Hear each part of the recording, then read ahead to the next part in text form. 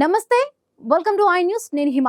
Russia నిరంతర వైమానిక దాడులు, డ్రోన్ల చొరబాట్ల నేపథ్యంలో యూరోపియన్ యూనియన్ తన తూర్పు సరిహద్దులో ఒక డ్రోన్ వాల్ ను ఏర్పాటు చేయనున్నట్లుగా అధికారికంగా ప్రకటించింది.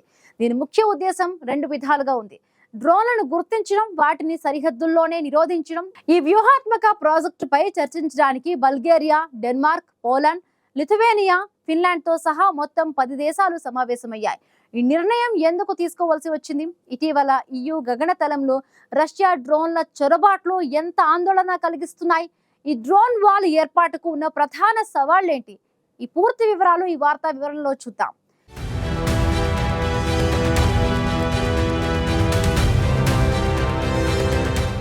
యూరోపియన్ యూనియన్ దేశాలు రష్యా పెరుగుతున్న హైబ్రిడ్ యుద్ధ వ్యూహాలకు ప్రతిస్పందనగా ఈ డ్రోన్ వాల్ ప్రాజెక్టును ప్రారంభించాయి. ఈ ప్రాజెక్టుపై శుక్రవారం జరిపిన తొలి సమావేశంలో 10 యూరోపియన్ దేశాలు పాల్గొనగా, డ్రోన్ టెక్నాలజీలో ఎంతో ముందుకు వెళ్లి ఏటా 40 లక్షల డ్రోన్లను తయారు చేయగల సామర్థ్యం ఉన్న ఉక్రెయిన్ను కూడా ఈ సమావేశానికి ఆహ్వానించారు.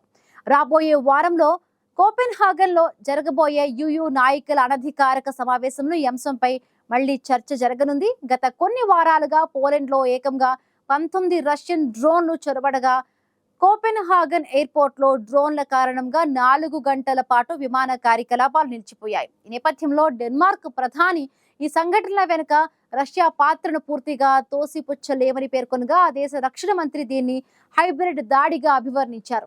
ఈ భద్రతా ఆందోళనల మధ్య పొరుగు దేశమైన స్వీడన్ కోపెన్హాగన్ సమావేశాల ముందు డెన్మార్క్ డ్రోన్లను కూల్చివేసే సామర్థ్యం ఉన్న సైనిక యాంటీ డ్రోన్ వ్యవస్థను అరువు ఇవ్వడానికి ముందుకు వచ్చింది. అయితే ఈ డ్రోన్ వాల్ ఏర్పాటుకు రాడర్లు, సెన్సార్లు, సిగ్నల్ జామర్లు, ఆర్టిలరీ వంటి సాంకేతికం అవసరం. అంతేకాకుండా చవకైన డ్రోన్లను అడ్డుకోవడానికి కూడా పోలాండ్ వంటి దేశాలు అరబ్ డాలర్ల విలువైన క్షిపణులను ఖర్చు చేయాల్సి రావడంతో ఈ ప్రాజెక్టుకు ఆర్థిక సవాళ్లు కూడా ఎదురవుతూ ఉన్నాయి. రష్యా దూకుడు యుద్ధం యూని తన సొంత రక్షణను బలోపేతం చేయడానికి, నాటోతో సమన్వయం చేసుకోవడానికి చర్యలు తీసుకోవాలని బలవంతం చేసింది.